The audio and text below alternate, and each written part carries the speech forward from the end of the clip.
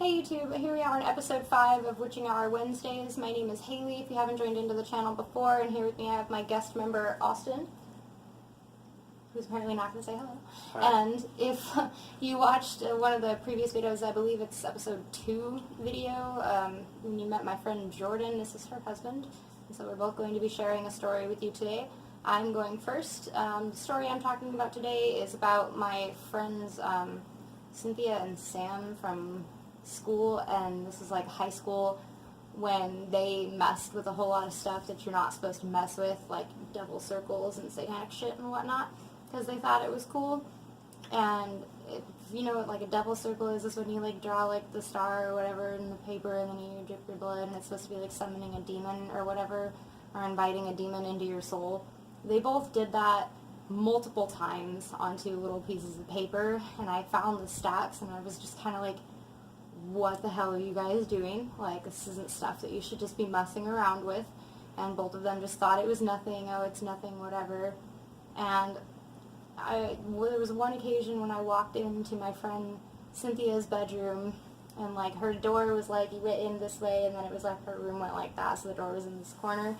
And she was standing up against this wall, like facing the door, kind of, but facing the wall. She had a bookshelf, and she's standing there in the dark, and she had this like statue in her house, like of like the Virgin Mary with like the baby Jesus and the lamb and that whole like pasture set or whatever you call it.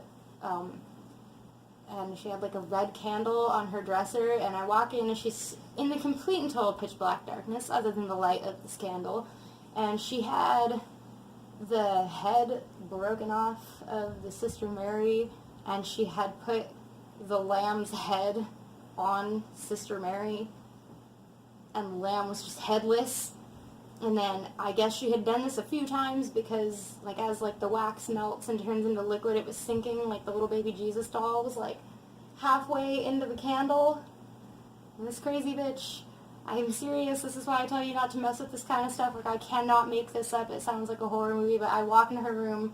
I ended up leaving. I was supposed to hang out with her that day, but I walk into her room. She's standing there in the pitch black darkness staring at this candle melting with the baby Jesus sitting in the middle of it, and I like looked at her and looked at like the stuff on the dresser, and I was just like, what you doing, Cynthia? And she's just like, looks at me like this bitch just goes, sacrificing the baby Jesus, and looks back at the candle, does not say another word. I'm just like, you go ahead and have fun with that. And I like shut the door and I went home, and I'm just like, there's something wrong with you. Like, I think you got the demon you wanted, because that's creepy. She's melting the baby Jesus doll into a red candle, and apparently she's sacrificing him.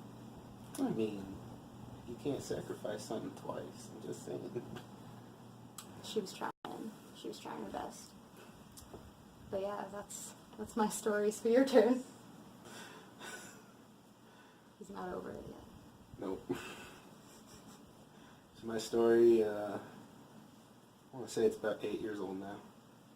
Back when I lived in Philly, we had this house, moved in with our cousin and her kids. And we kept hearing stuff up in the attic. A couple times I've gone up there was nothing, so we thought it was like a raccoon or something. Stuck my phone up there, took a picture, and I saw this shadow figure in the back corner. My phone was then never worked after that since. That's creepy. My room at that time was in the basement of the house. It was a 2-story house with a basement.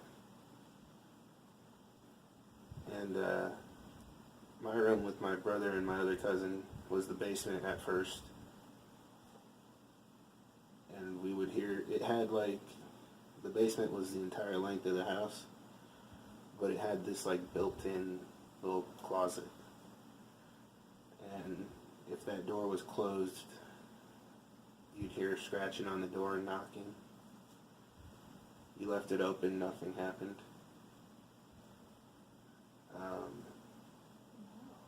We tried doing ghost hunting one time. My mom and her friend at the time were recording on their phones. I was walking around the house taking a picture, and when I got into the basement, they got a voice saying, "You cannot have an image." Right when I got to the little cubby space in the basement to take a picture. Flash wouldn't work on the camera at the time, so I ended up not taking a picture of that. I went upstairs and sat down on the couch in the living room, and they took a picture of me, and there was a real bright white line going straight to my knees from across on the other couch, from across the living room. That's creepy. It's like Yeah. some omen shit. Yeah. Yeah, that was about it. We moved out after that. It's creepy. See, movies will teach you. You don't go in the basement, especially when there's a creepy closet in the basement. I mean, I didn't have a choice. You're the dumb blonde girl in every horror movie ever made. Oh, hell no. My ass slept upstairs on the couch. I mean, I guess you had that. Yeah. Alright, so I mean, we're both done with our stories for this week, and that's pretty much it, so we will go ahead and say goodbye.